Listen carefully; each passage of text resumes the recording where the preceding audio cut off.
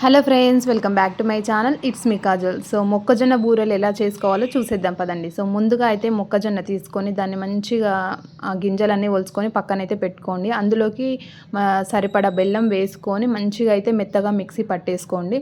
So ఇలానే వేస్తే ఏంటంటే బూరెలు అయితే సరిగ్గా రావండి. ఈలోపు అయితే పొయ్యి మీద ప్యాన్ పెట్టుకొని ఇంక అందులో అయితే ఆయిల్ అయితే సరిపడా ఆయిల్ వేసుకొని లైట్గా కాగిందా కాగలేదని చెప్పి కొంచెం అయితే వేసుకొని చూసేసేయండి.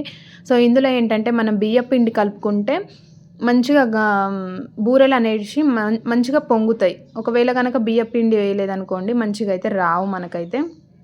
సో చూసారు కదండి, కరెక్ట్ కలిపి అయితే పెట్టుకోండి. మంచిగా ఇలా అయ్యేంత వరకు అయితే ఉంచుకోండి. సో మంచిగా కాగిందో లేదో చూసుకున్న తర్వాత ఆయిల్ని అందులో అయితే ఒకవేళ మీరు పేపర్ మీద వేసుకున్న కవర్ మీద వేసుకున్నా పర్లేదు, ఇంకా కాటన్ది ఏదైనా క్లాత్ తీసుకొని వేసినా పర్లేదు, ఇలా చేతితోటి వేసుకున్నా పర్లేదు, ఎవరు కంఫర్ట్ వాళ్ళదండి.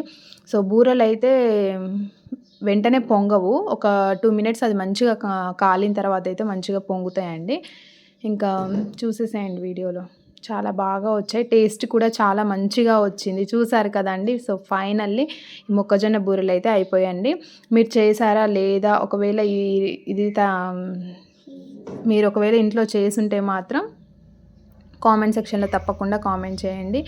ఫస్ట్ టైం నా ఛానల్ ఎవరైతే చూస్తున్నారో సబ్స్క్రైబ్ చేసుకోవడం మాత్రం అస్సలు మర్చిపోకండి. గంట సింబల్ని కొడితే నేను ఏం వీడియో పెట్టినా సరే మీకైతే నోటిఫికేషన్ వచ్చిందండి. చాలా టేస్ట్గా అయితే మొక్కజొన్న బూరెలు తయారైపోయినాయి.